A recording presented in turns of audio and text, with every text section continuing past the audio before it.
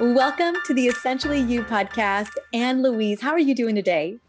Lovely. It's very hot here, Mariza. What's it doing in San Diego? It is less hot here, which I know so often people think Southern California is very, very warm, but that's not always the case.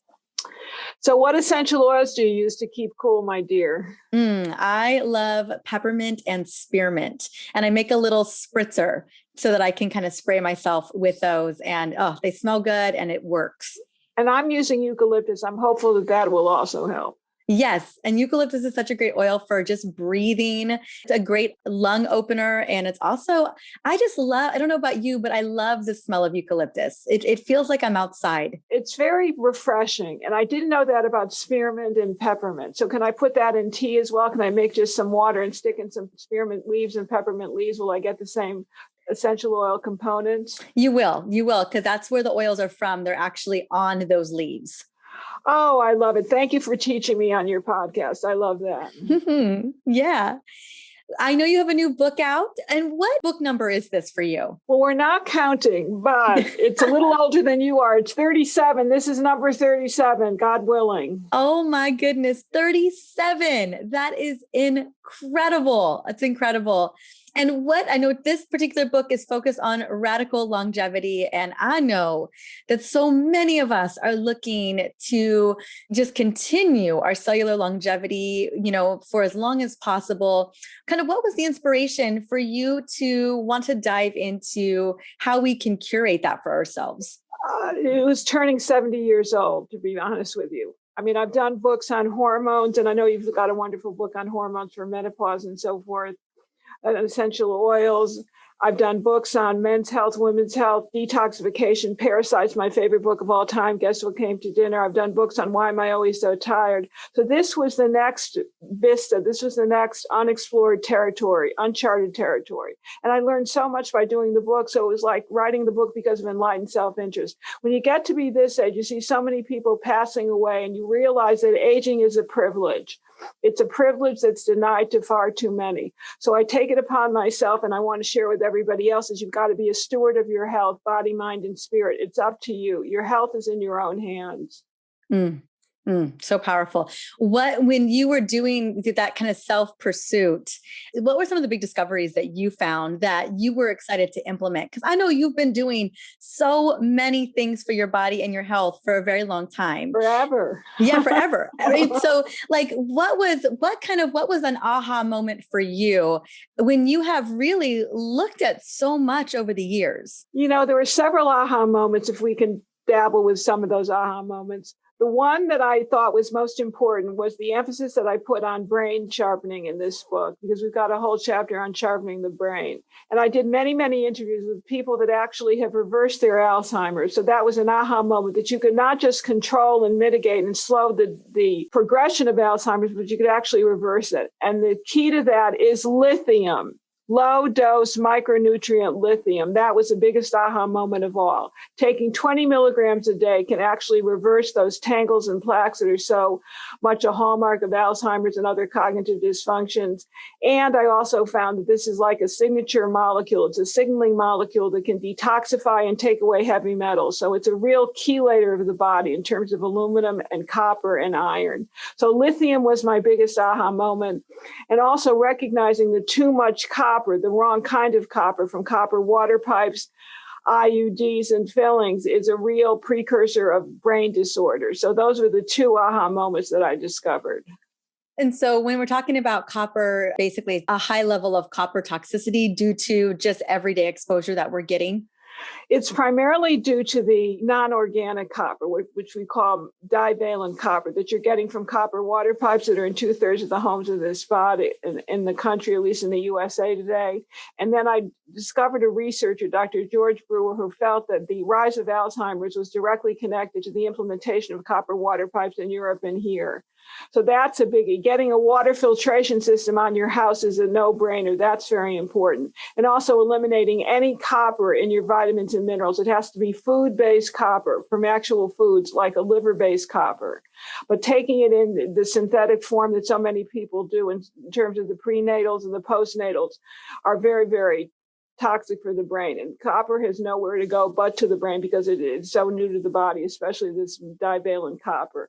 So having copper in the diet in the high dose that you're getting, perhaps in your avocados, your nuts, your seeds, your tea, your coffee is okay because that's food-based, that's organic, that's metabolized by the liver.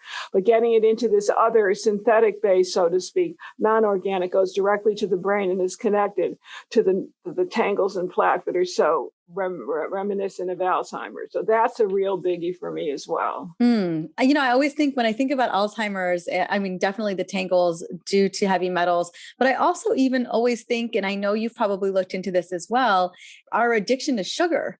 Is that playing at all any level of a role? I mean, when you were looking at a lot of the brain health, were some of those like kind of the lifestyle coming into play, or did you find more that it was these toxic exposures that were playing a big role? Well, that is secondary to the toxic exposures because Alzheimer's is also known as type 3 diabetes. So that certainly has to be taken into consideration. And I give you a special diet to get rid of the sugar, the right kind of fats, the right kind of protein for the blood sugar level stabilization, having sufficient amounts of berberine and chromium and zinc, very important for blood sugar stabilization. All that is important, but this is unusual. Most people are writing about sugar, but nobody that I know of has covered the copper, the iron, and the lithium the way I have in this wonderful new book. So that for me was like enlightened self-interest. And I'm glad I wrote the book because I never would have discovered that for myself. So true. So true.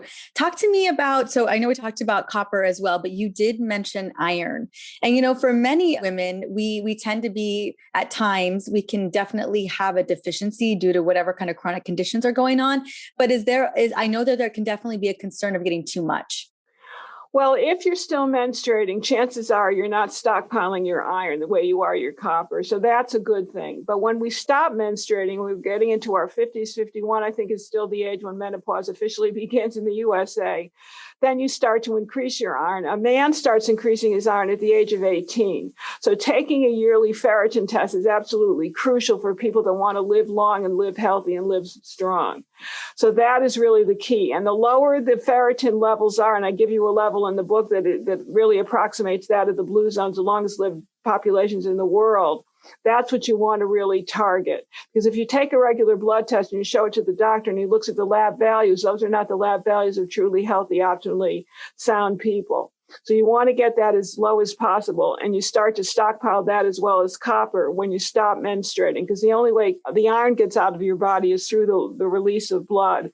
So probably the most important thing that women can do when they stop menstruating is get a yearly ferritin and give blood once a year. Being a blood donor will save your life and save your heart.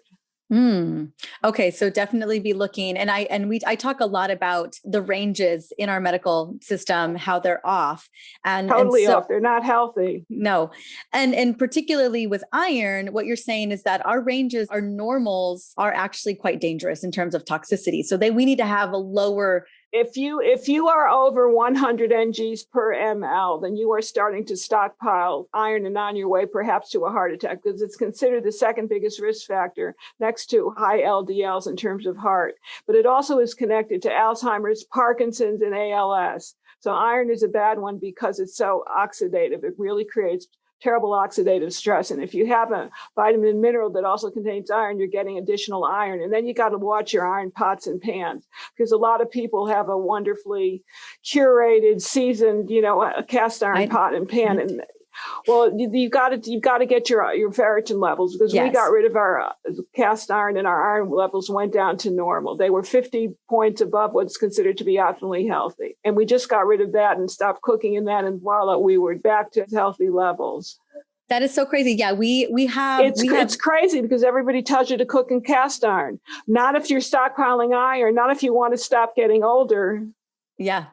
Well, it's so crazy because a lot, as you and I both know, a lot of cooking pots and pans are toxic in their own right.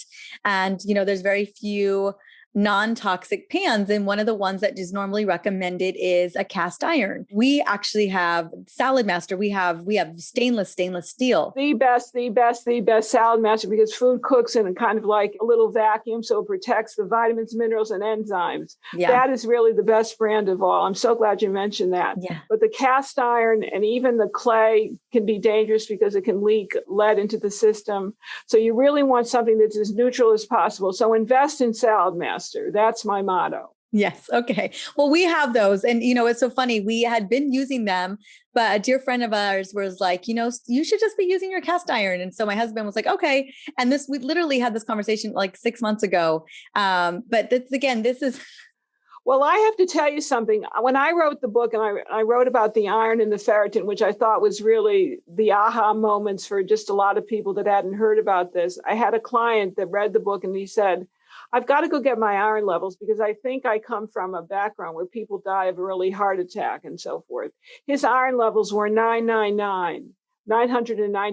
That is 10 times higher than what's considered to be optimally healthy. So he gives blood every 2 weeks, and he believes that the book saved his life. So that's the kind of information that I've written about in Radical Longevity. We want to save people's lives. We don't want them to live longer in a period of debilitation and loss of independence. We want them to live with gusto, grace, and a lot of guts. Is there anything else that we should be mindful of when it comes to brain aging hazards? Okay, so we've got iron, we've got copper. You've got the iron with the pots and pans and your iron-rich vitamins and minerals. So you got to look and make sure that they're iron-free.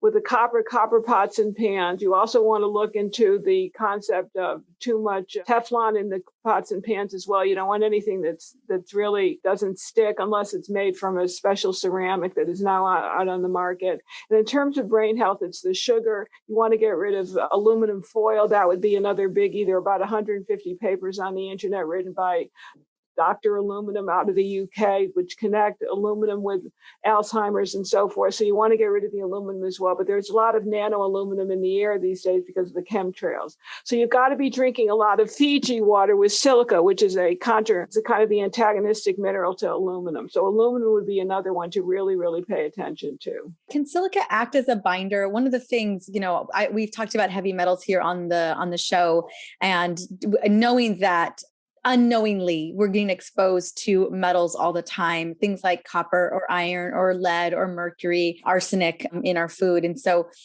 are there things that you recommend, Anne Louise, that can help us start to pull these out? It's one thing to just find the culprits, get rid of them, right? What are some things that you're doing? If let's say you do have some high levels, you're seeing this is happening.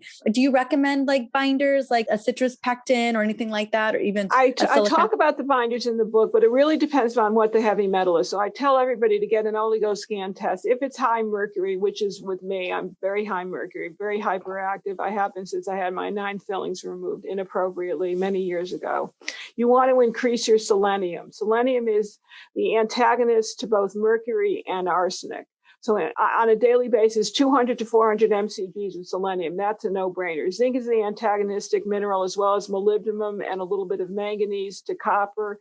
And in terms of iron, you want to just reduce your iron and give blood. So that would be the best bet. I like the modified citrus pectin with a little sodium alginate. And I'm also in love with just plain old charcoal, activated charcoal. I find that works very, very well for people. Okay. Thank you so much for sharing. Simple, but you got to keep it simple because there's all kinds of zeolite on the market. I'm familiar with everything that's out there, and I find that it doesn't work. People get sick, they get toxic. So the good old fashioned charcoal is the way to go, at least once or twice a day, maybe 1 or 2 pills before you go to bed at night. Yeah, I was going to say, and I think it's got to be simple. And, it's these daily things that we've got to be doing consistently. I think that's what I love so much about your work.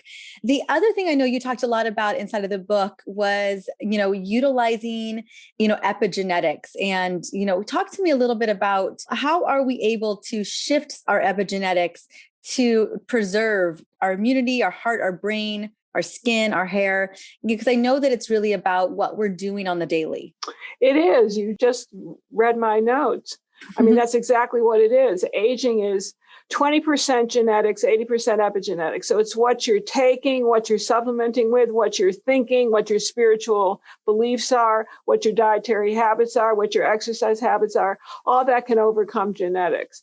So the idea is you have to replenish your cellular metabolism. You got to repair the cells on a daily basis. And you can do that with many different mechanisms. The essential oils is a very good way to do that. A little bit of redox signaling molecules is yet another. There are all kinds of stem cells on the market, PRP. You can do that quite easily. But you want to be able to Detoxify, not retoxify. So eliminate the toxins, detoxify on a daily basis by taking hibiscus tea. It's the best detoxifier I've found. And I heard that hibiscus tea can stabilize insulin or blood sugar levels. It does. It cleans out the arteries. And this is such a great time to be able to drink it because it's so darn hot outside. So 4 cups a day will make the arteries clean. 4 cups a day of hibiscus tea. It's got to be the bright red hibiscus. The bright red. Yeah, I love making hibiscus. Can you do hibiscus iced tea? Why not? Why not? All right. And Good it's not, deal. and this is not a high source of fluoride. If you're taking too much green tea, because the tea plant is a bioaccumulator of fluoride. I'm not a big believer in a lot of green teas and white teas and black teas, unlike the rest of the world. Because I think there's a lot of fluoride that's affecting the iodine in the thyroid, because I see too many people that are low thyroid. So I think any kind of herbal tea, hibiscus is one of my favorites. Podarco or Tahibo is another one. And I'm also in love with dandelion root tea. Those are my best teas to get rid of the heavy metals and also to stabilize the heart, the brain, the eyes, and the hormones.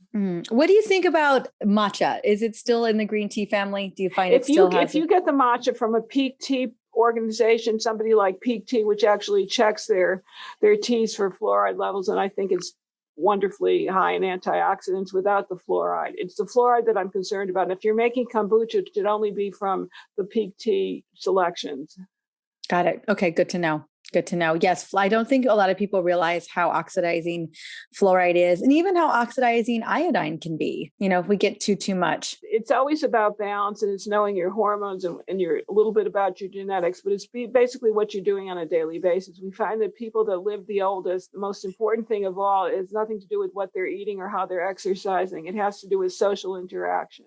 So being in a group, listening to podcasts, being in a virtual group, volunteering is really one of the most important things you can do to extend your longevity into health, happiness, and good resistance. And how, especially I know a lot of us are coming out of the pandemic, we're spending time with friends and family again. What are some of the activities that you love to do, Anne Louise, that really helps create that connection? Like I know that in Japan, one of the blue zones, like they have a crew of friends that they grow up with since they're very, very little, all the way into their hundreds. Oh, what a blessing. But that's so important for the social interaction. Well, for me particularly, we do a lot of entertaining. So there's a lot of breaking bread together. It's not really bread. It's non-gluten, organic, whatever it is, grain-free.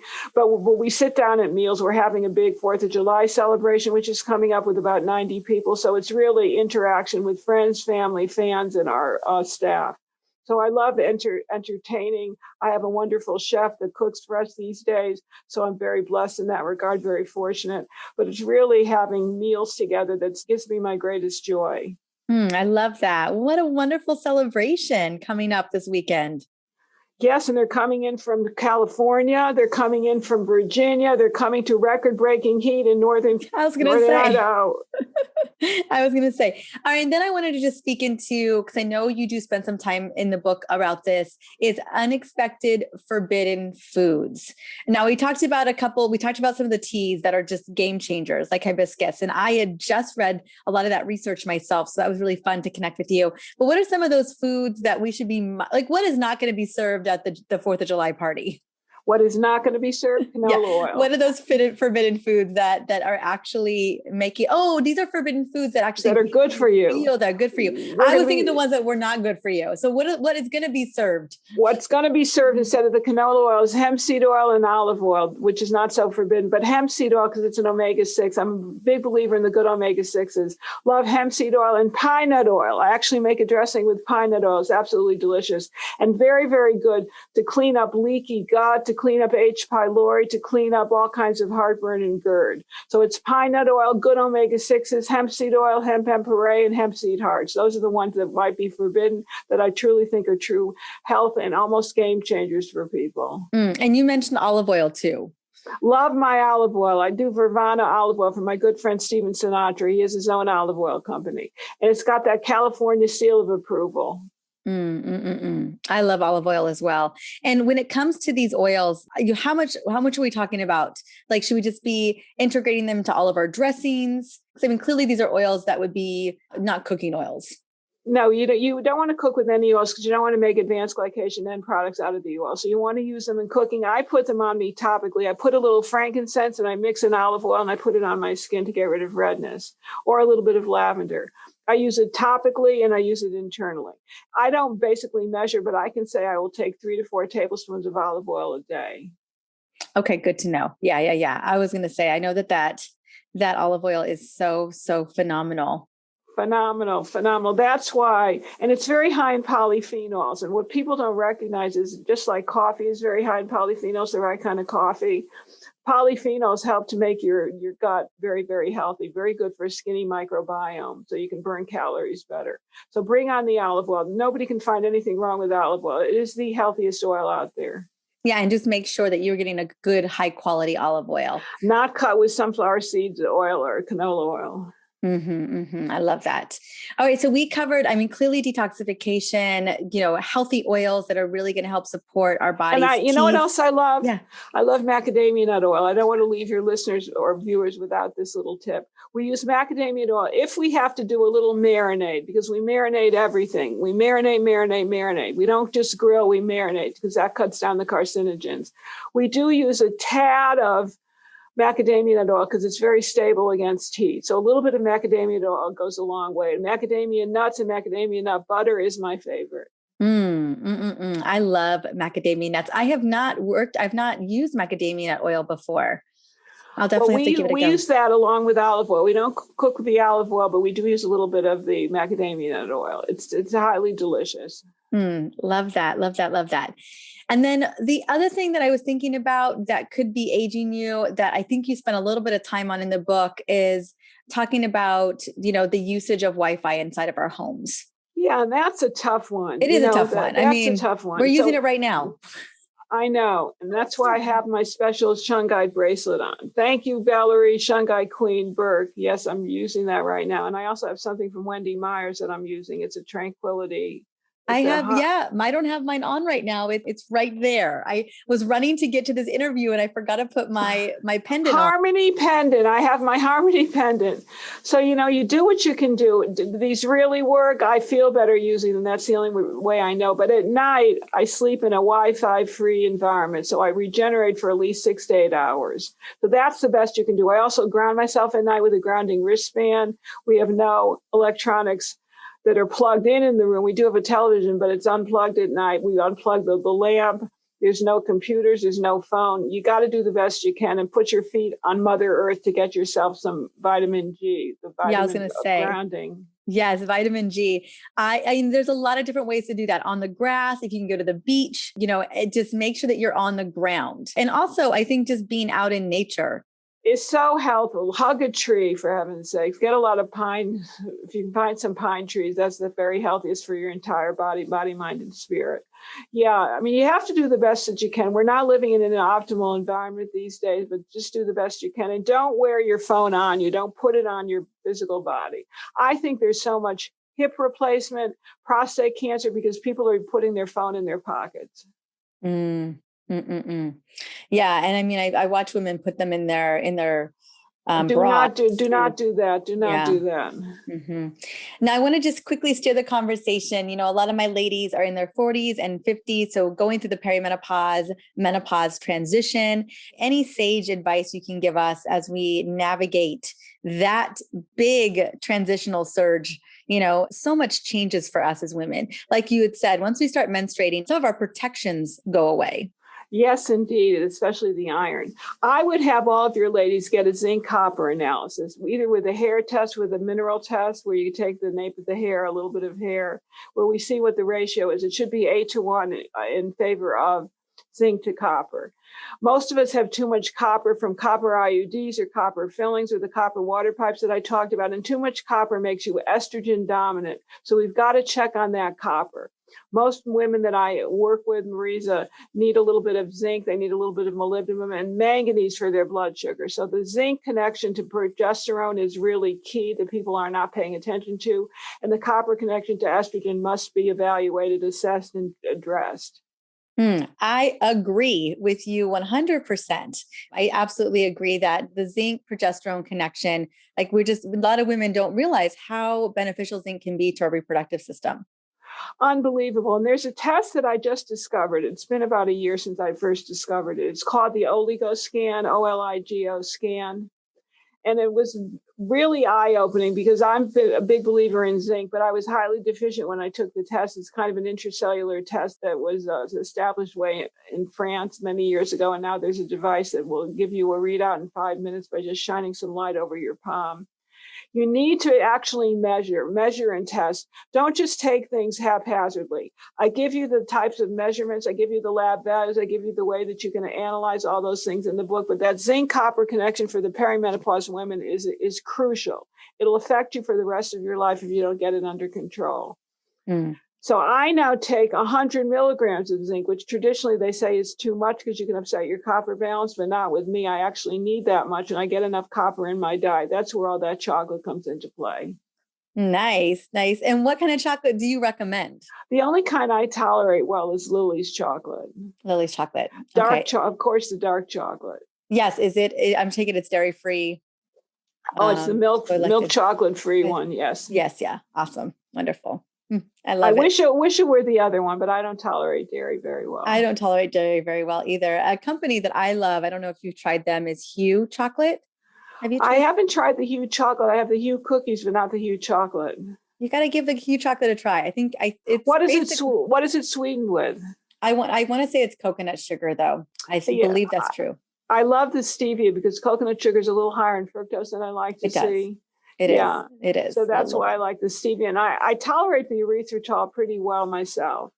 I don't. My gut does not like erythritol. I know it's very individual. And we also use a little xylitol from the birch tree in the house for a little sweetener. Or sometimes when it comes down to brass tacks, we'll use a little bit of real maple syrup. I love it.